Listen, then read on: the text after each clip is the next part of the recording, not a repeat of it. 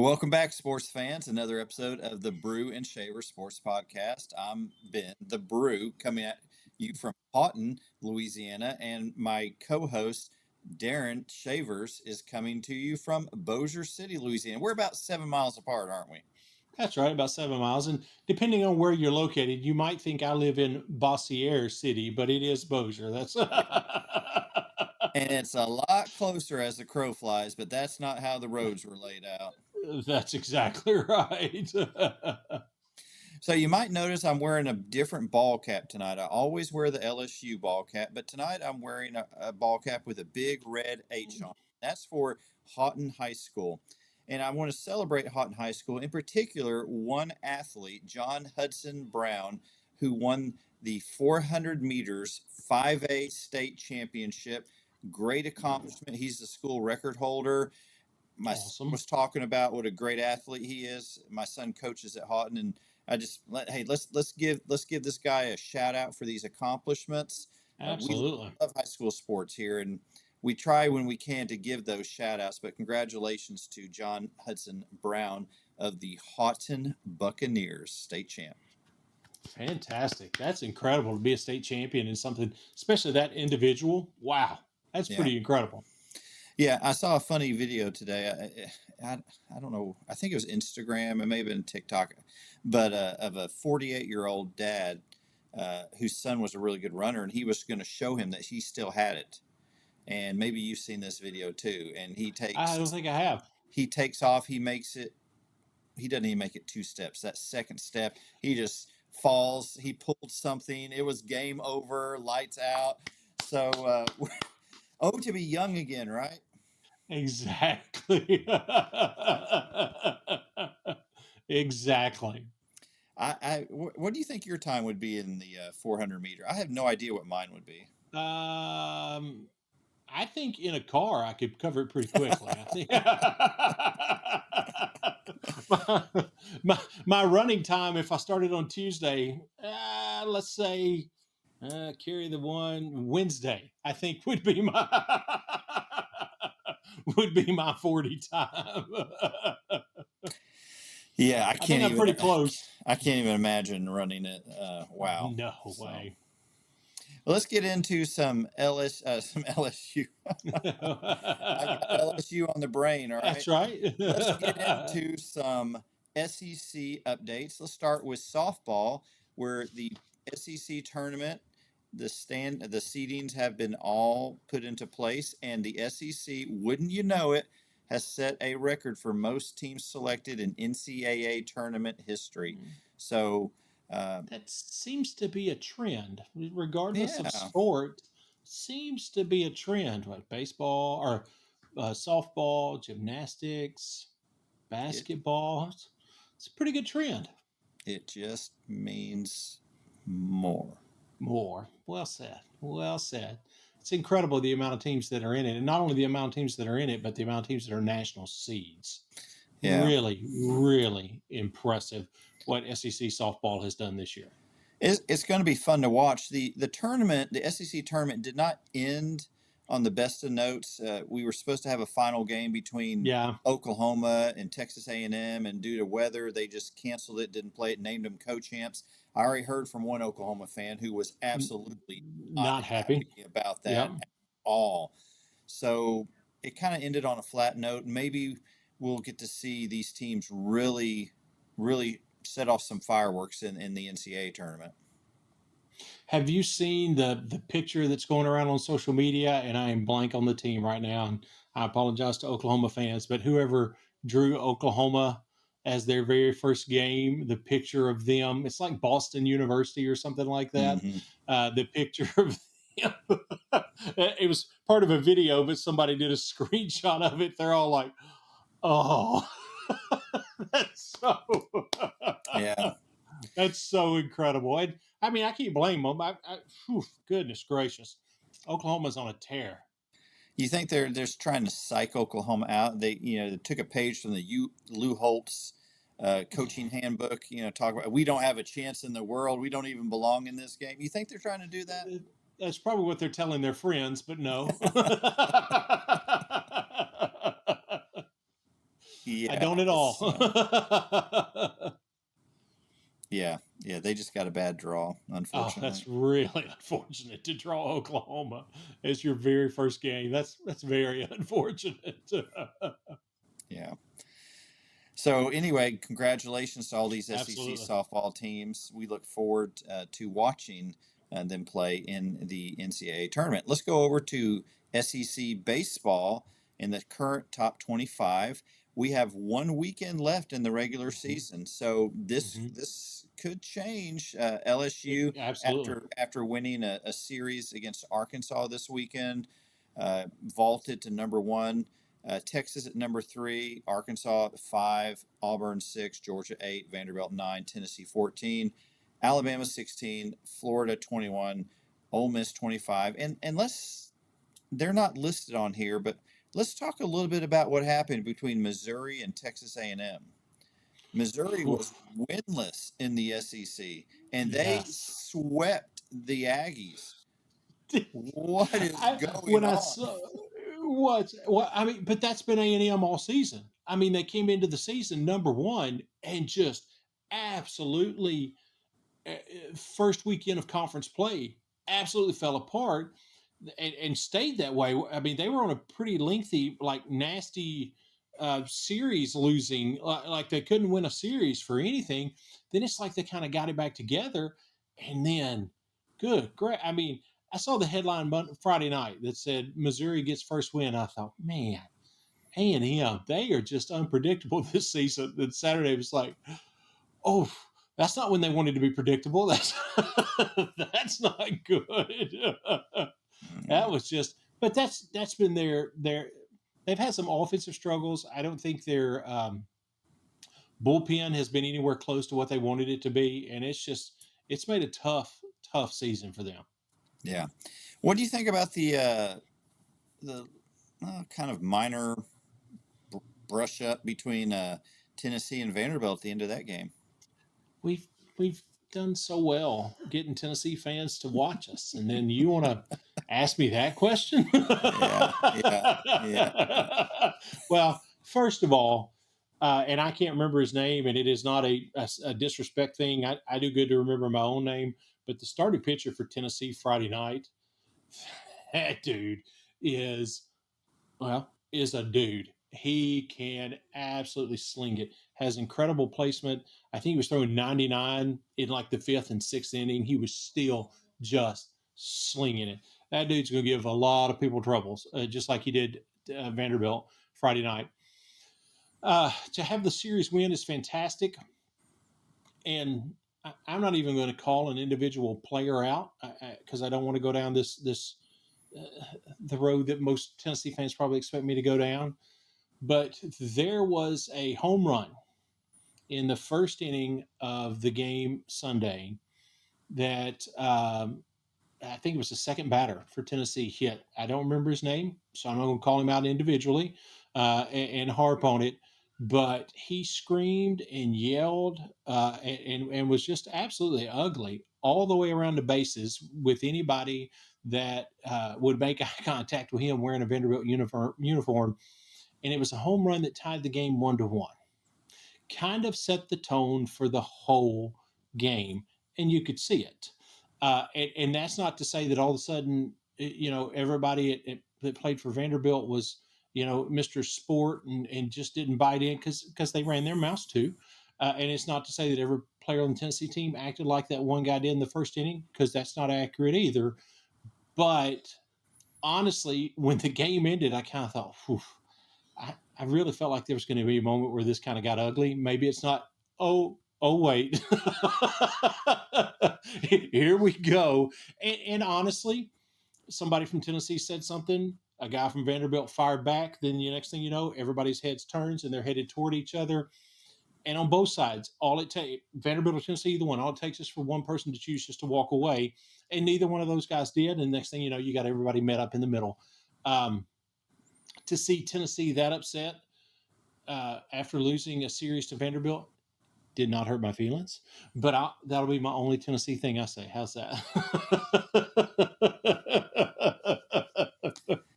This is the kind of commentary. that makes the case why you should hit that subscribe button That's and be right. a That's subscriber exactly to the right. Brew and Shaver Sports podcast because you don't get that anywhere else. Darren That's exactly is right. the ultimate coach slash politician. Uh, he's going to bring in the Tennessee fans. Y'all did so great. What a great game. He's going to bring you close enough just to smack you in the mouth. So That's right.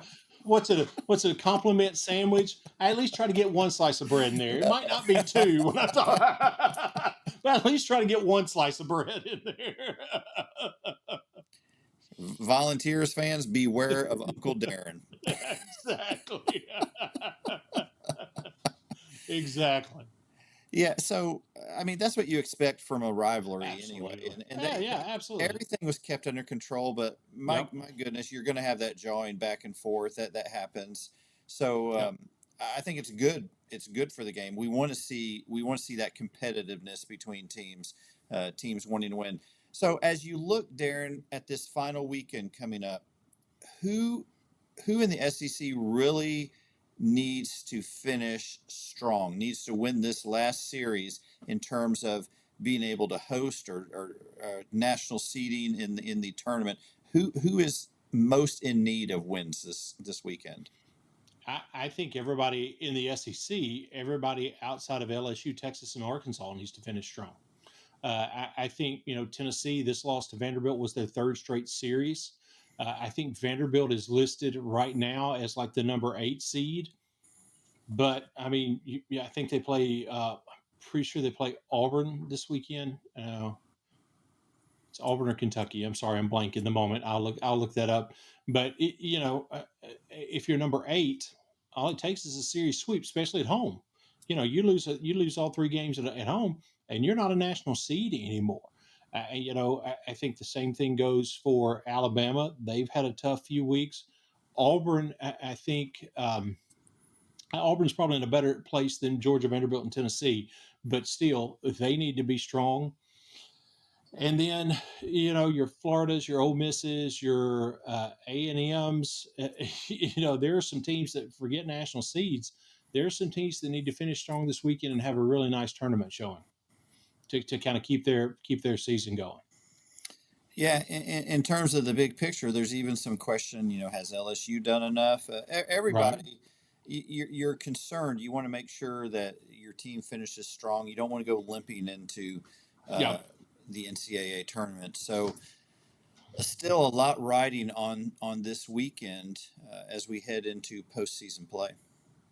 Yeah. I think every team, and obviously this is not going to be the case, but I think every team in the conference needs a series win, and a lot of the teams need a series sweep. They Yeah, need a strong 3-win showing this weekend to really do what they want to do for the postseason. yeah, definitely, definitely. There's a lot of baseball still to be played. Oh yeah. However, we want to transition and talk about spring football.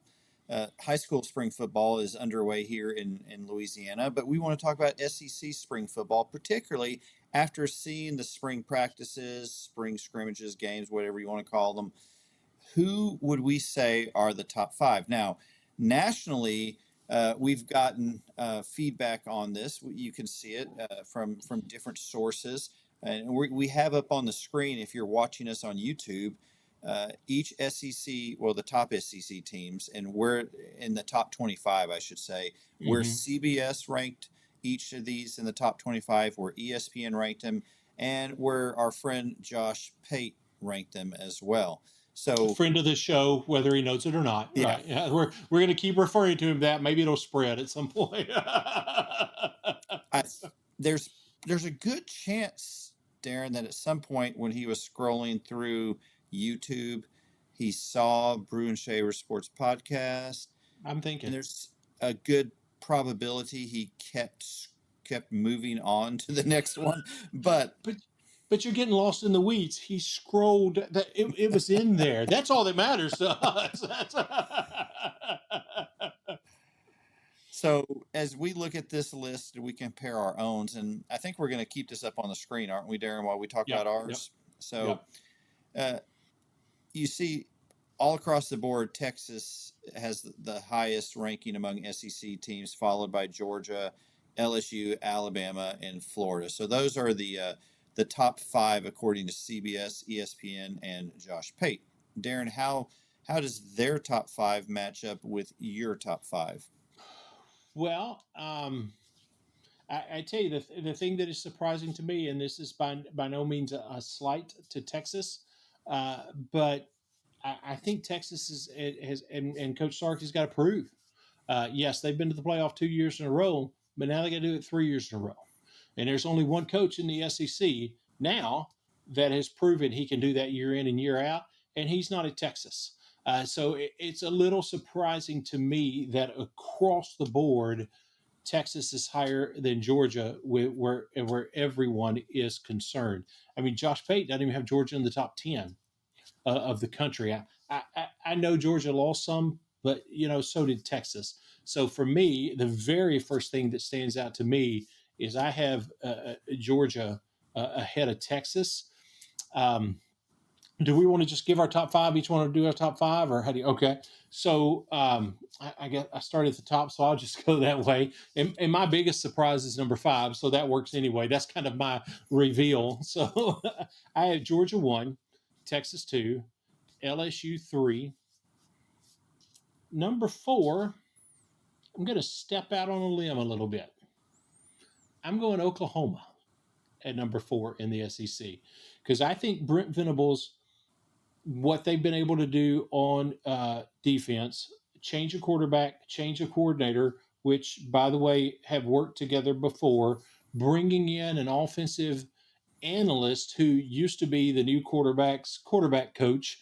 Those are all really nice things. Sounds a little bit like a formula that worked pretty well in, let's say, Nashville.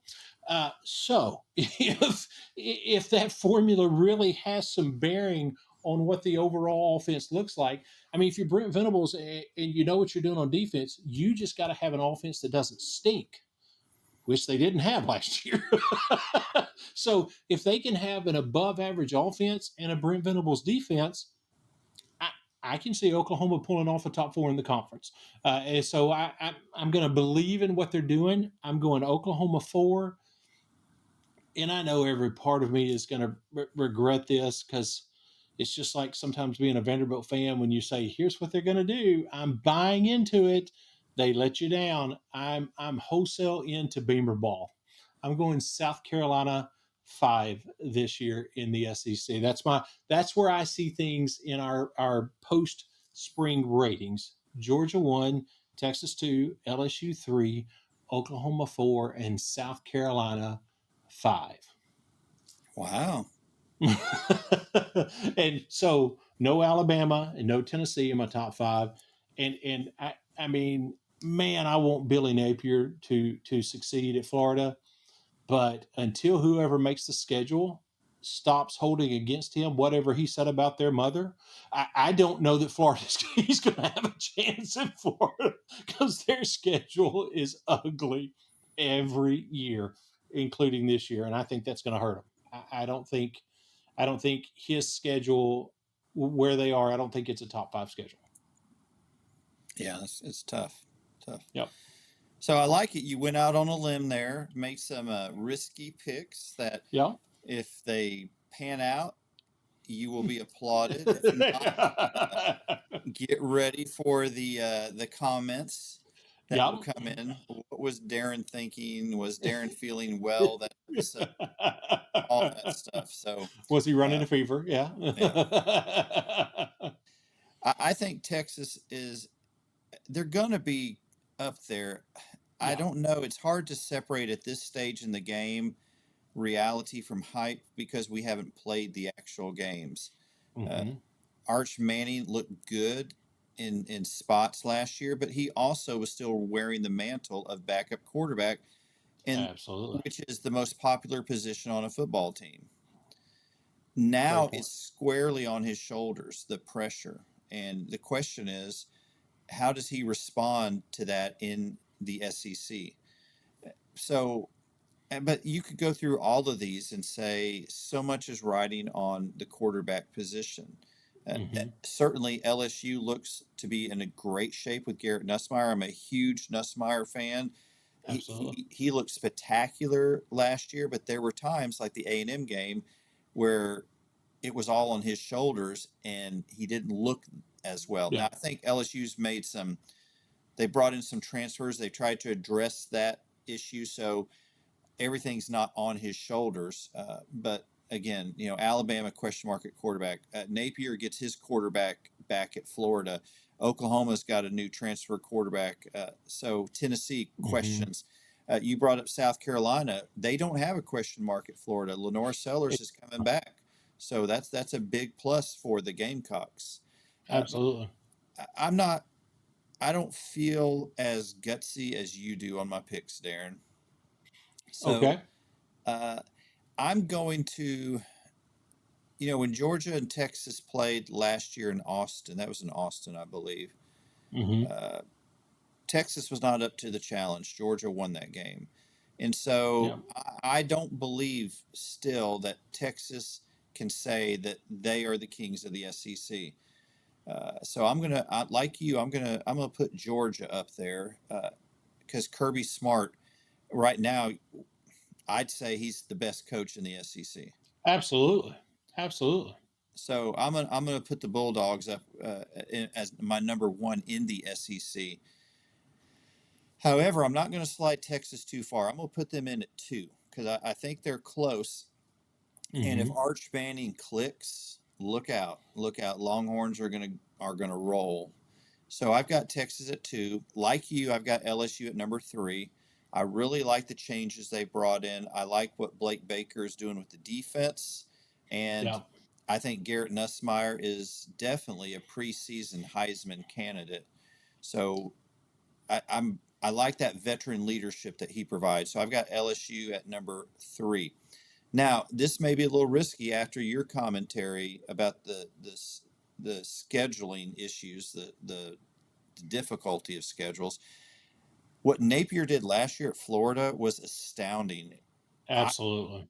I doubted him completely. I thought he's not going to survive this year. So with that confidence that Florida brings back, along with a healthy DJ Galloway, right? Is that Lagway. Lagway? Yep.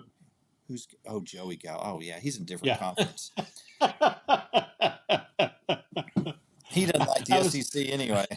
I was gonna make a joke and say that you pulled the quarterback name thing that I pulled, but I can't even remember that guy's name. Yeah, So you really can't remember, or you just don't want to embarrass yourself by saying the wrong name. oh, I would absolutely say it. I'm just blank.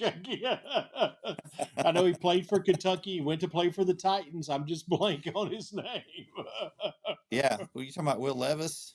Yes, there you Yeah, yeah. go. You just pulled your own Will Levis with Joey Galloway there. So Lagway, all right, Yeah, is coming back, and if he stays healthy, he's got all the yeah. tools to have a spectacular season. So I'm going to put Florida in at number four, and I'm actually going to put Alabama a little before Oklahoma. I'm gonna put Alabama at that five spot simply Hmm. because I believe if I'm correct here, they didn't lose anybody to the transfer portal. I believe they have Correct. everybody coming back. So is that team going to be good enough to compete for an SEC title? I don't know, but there's something to be said for continuity. And so Yes. as we get into still the early tenure of the new coaching regime in Alabama, I think that bodes well for the Crimson Tide. And they also still have the mystique on their side. People still look Yeah. across and see the Alabama colors and they realize, okay, this is Alabama.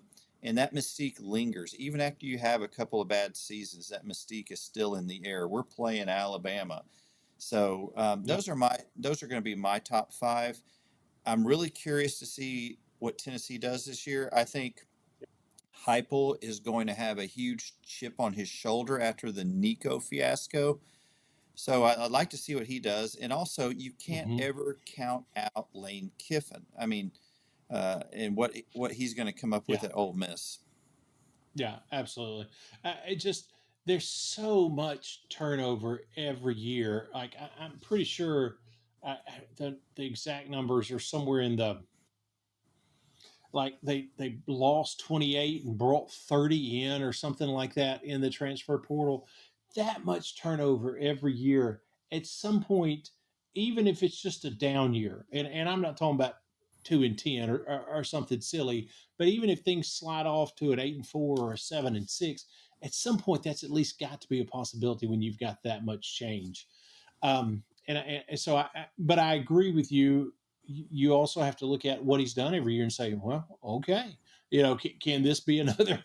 Can this be another 10-win team? The thing that scares me the most is it doesn't matter who you bring in, Jackson Dart's not going to be on the field next year. That's a big statement for Ole Miss. That's going to be something that they have to work through as they get into the season. Interesting thing you said about Tennessee. A thought that I had, and this is not to be um, overly negative, but is there a possibility? Because, like you said, I very much believe Josh Heupel is going to have a chip on his shoulder. He wants to show what this team can do, what this team is made of, and I genuinely believe he wants to do that for his players. That has less to do with him and more to do with he wants to put the players that are there in the spotlight and show what they can do. I think it's also a possibility, and again, just saying it's a possibility. I'll just leave it there for people to think about, that the locker room might be better this year. I mean, if the things that were going on going into the playoff that we hear about were going on and were public inside that locker room, all of a sudden, right before the Ohio State game, is not the first time those conversations are being had. Who knows what that locker room looked like in the last 4 or 5 weeks of the season?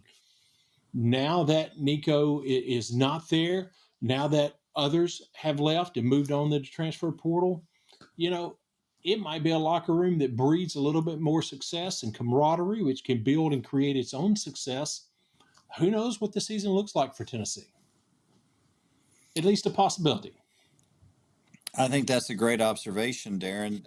We sometimes forget about locker room Yep. chemistry, atmosphere, and how it can erode very quickly. We saw this in the NFL recently. I know there's a Yep. lot of stories, and we don't know the complete truth about why the Steelers traded George Pickens, a former Georgia receiver, by the way, Mm-hmm. to Mm-hmm. Dallas. But reading some of the Pittsburgh sports writers, they talked about there was a lot of disgruntlement in the locker room, and so a decision was made. We want to have a cohesive, unified locker room, and sometimes that causes you to part ways with an incredibly talented player. Uh, Absolutely. not saying that's the case, but I'm saying that that does happen, and I think your point that uh, Tennessee might end up being stronger as a Yeah. team, despite a loss of a top level quarterback. Think it's a possibility at least. Adds a little Absolutely. bit more, even more intrigue to what the amount of eyeballs that are going to be looking at their season from every Hmm. angle this year. Yeah. Yeah, and we heard it growing up playing sports, Darren. We heard it from coaches, and coaches still say it today. The team is what matters. The team is what Absolutely. matters, and if you have names on the back of your jersey, ultimately those names don't matter. It's the name that's on the Yep. front of the jersey that ultimately matters, and Absolutely. it's when players put themselves above that team name, which I'm really interested to see with the this wild, wild west of NIL, how Yeah. that's going to work with players just coming to places because of the money. Are they Yep. really going to be team first guys, or are they going to be me first guys? And the Yep. first one can win you a championship. The second one is a cancer that will destroy your team. That can take a championship team and turn it into barely a bowl team. Absolutely. Absolutely. Well, I'm ready for fall. How many more days till Oh, the kickoff? let's see. I think end of like August 28th or something like that is. So what is that? God, are we close to 100 days? Are we close to 100 days to kick off? That's incredible. Whoa. That's beyond exciting. We'll just have just enough time to enjoy the summer. Of course, we got to enjoy Omaha first, That's and right. there's going to be some good SEC representation there, and then you got Absolutely. summertime. Everybody heads to the beach, and then we're in football mode after that. And even while you're at the beach, you're talking about football. That's a guarantee. I tell you, when we go down to the Gulf Shores, Orange Beach area, I wear an LSU ball cap, and I Mhm. have multiple conversations every day with fans of seems like, well, not every SEC team, but a number But of it's a SEC lot. teams, and everybody wants to talk about the season. Everyone wants to talk about their Absolutely. expectations for the team. So it truly is. It's a way of life in the South. Yep, very much so. Because So all you have to do is see a hat or a T-shirt, and you've got a conversation. My family doesn't even like turn and look; they just know I'll catch up. I've stumbled across somebody in the pool that is a wearing an Alabama hat or a Tennessee shirt, and we're just going to hang outside the pool, talk football for a little bit. I'll yep. catch up with them. They know. And I can't tell you how many times a guy that I've had a conversation with in an elevator, he walks off the elevator at his stop and says "Roll Tide." But I've done the Yeah, same. I've walked off the elevator and looked back at an Alabama or Tennessee fan and said, "Go Tigers!" So absolutely. we appreciate you watching. We know that you love Yep. football as much as we do and all SEC sports. So hit Yep. that subscribe button. Remember, new episodes come out every Tuesday at some point in the day. If you're a subscriber, you'll be automatically notified. So you don't have to keep refreshing your feed or going to YouTube or wondering what's going on. You will receive that notification. And when bonus episodes come out, you'll be the first to know about that as well. We appreciate Absolutely. you so much. So until next week, y'all take care. Have a great week.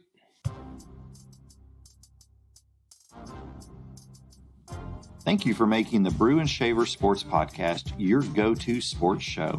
Be sure to subscribe, rate, and review our show if you haven't already. Your feedback is so important. Let us know what you think about this week's show. Send an email to brewandshavers@gmail.com or a text to our text line 318-390-3599. We look forward to hearing from you. Thank you again for listening to the Brew and Shaver Sports Podcast. See you next week.